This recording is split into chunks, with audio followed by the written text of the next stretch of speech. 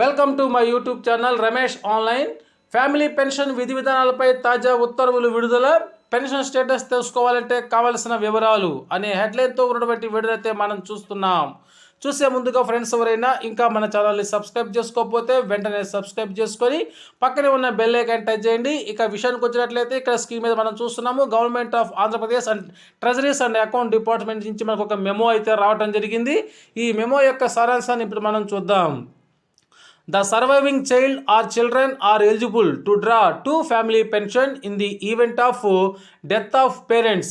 In case of both parents are government employees, and the amount of both pensions shall be limited to 27,830 rupees per month only in RPS 2010 scales.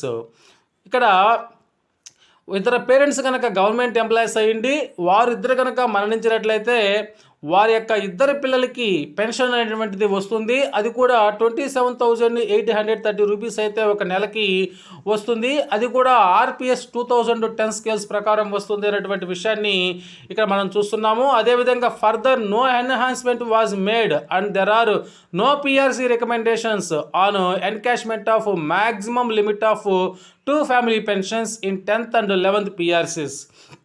So ఈ 27,830 రూపాయల కంటే ఎక్కువ amount ఇవ్వడానికి ఈ యొక్క next 10వ PRC కానీ 11వ PRCలో కానీ ఎటువంటి రికమెండేషన్స్ లేవు.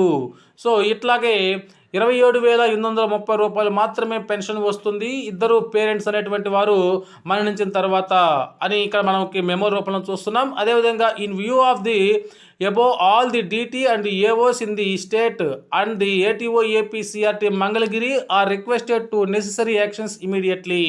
సో దీని మీద ఇమీడియట్గా యాక్షన్ తీసుకోవాలని చెప్పి కూడా ఇక్కడ తెలియజేశారు. అదేవిధంగా మన యొక్క పెన్షన్ స్టేటస్ని తెలుసుకోవాలంటే ఏజీ ఆఫీస్లో మనకి ఏ ఏ వివరాలు కావాలో అనేటువంటి విషయాన్ని ఇక్కడ చూద్దాం.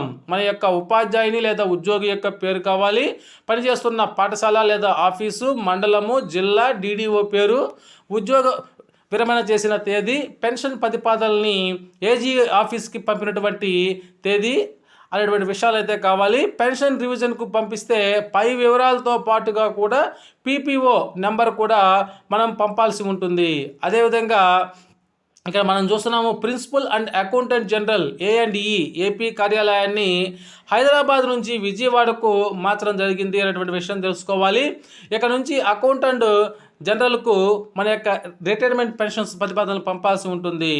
వాటన్నిటిని కూడా ఇక్కడ మనం స్క్రీన్ మీద చూపేటువంటి ఈ అడ్రస్కి అయితే మనం పంపాల్సి ఉంటుంది. అదేంటంటే ప్రిన్సిపల్ అండ్ అకౌంటెంట్ జనరల్ కార్యాలయం, accounts and entitlements, Andhra Pradesh, Stalin central mall, door number 2737158, 6-7 అంతస్తులు, MG రోడ్, గవర్నర్పేట, విజయవాడ 520002 అనేటువంటి అడ్రస్కి అయితే మనం పంపాల్సి ఉంటుంది.